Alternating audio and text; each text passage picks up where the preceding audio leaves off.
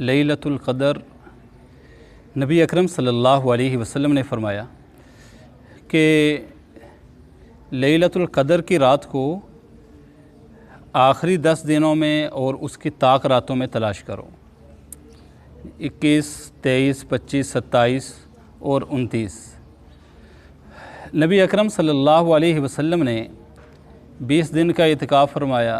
फिर आपने फरमाया कि मैं उस रात को तलाश करना चाहता था, लेकिन मुझे किसी बताने वाले ने बताया कि वो रात आखिरी 10 दिन में है, तो अब मैं 10 दिन का इतिकाफ़ करता हूँ। और फिर आपने फरमाया कि आखिरी 10 दिन के ताक रातों में जिस शख्स को उस रात में अल्लाह की इबादत करने का मौका मिल गया, ऐसे है जैसे उसने 1000 महीने अल्लाह की इबादत की। हज़रत मूसा अलैहिस्सलाम के पास एक औरत आई, पूछने लगी, कहने लगी, या मूसा आप दुआ करें, अल्लाह ताला मेरे बच्चों की उम्र लंबी किया करे। हज़रत मूसा अलैहिस्सलाम ने फरमाया, ए बुढ़िया, तुम्हारे बच्चों की कितनी उम्र होती है? कहने लगे, बस 200 साल, 100 साल, 3 ऐसे। हज़रत मूसा अलैहिस्सलाम ने फरमाया कि एक उम्मत आएगी जिनकी उम्र 60 से 70 साल हो गई। तो बड़ी हैरान हुई और पूछने लगी कि क्या वो मकान बनाएंगे रहने के लिए? हज़रत मूसा अलैहिस्सलाम ने फरमाया, हाँ बनाएंगे।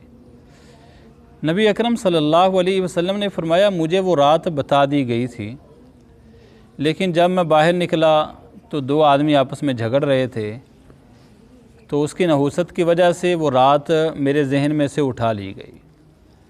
तो मेरे भाइयों और दोस्तों, इसलिए झगड़ा हमेशा बेबरकती और नहूसत का ही सबब हुआ करता है। फरमाया 4 शख्सों की कभी बख्शिश नहीं होती है, 4 शख्सों की कभी बख्शिश नहीं होती। पहला, शराब का आदी। नंबर 2, माँ बाप का नाफरमान। नंबर 3, दिल में हसद और कीना रखने वाला। नंबर 4, रिश्ता तोड़ने वाला। पहलवान कौन शख्स है? लैसा शदीदु बिस्सुरअ इन्नमा शदीदुल्लज़ी यमलिकु नफ्सहु इंदल ग़ज़ब। पहलवान वो शख्स नहीं है जो लोगों को गिरा देता है, बल्कि पहलवान वो शख्स है जो गुस्से के वक़्त काबू पा जाता है। नबी अकरम सल्लल्लाहु अलैहि वसल्लम ने फरमाया, ऐ मेरे सहाबा, पहलवान कौन शख्स है? एक हदीस पाक में आता है। तो सहाबा किराम ने अर्ज़ किया, या रसूल अल्लाह, जिसके पास रुपया पैसा नहीं? फरमाया नहीं। सहाबा किराम ने अर्ज़ किया, या रसूल, जो लोगों को गिरा देता है? फरमाया नहीं। फरमाया पहलवान वो शख्स है जो गुस्से के वक्त काबू पा जाता है। फिर आपने फरमाया, अच्छा ये बताओ कि बांझ कौन है? सहाबा किराम ने अर्ज़ किया, या रसूल, जिसकी औलाद नहीं?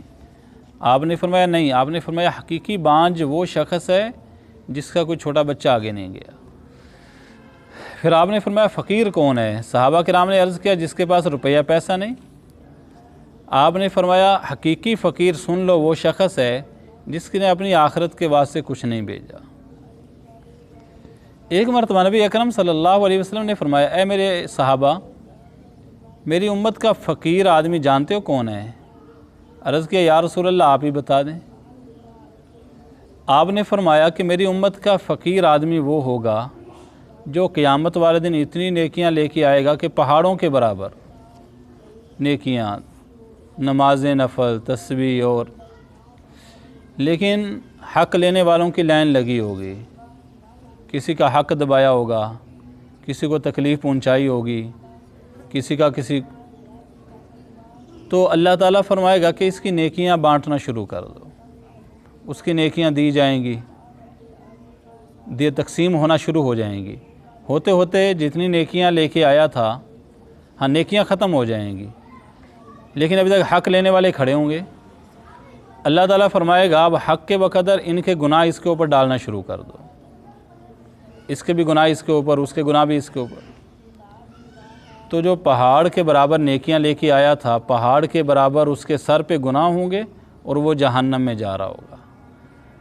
आपने फरमाया, ऐ मेरे सहाबा, मेरी उम्मत का फ़कीर शख्स ये है।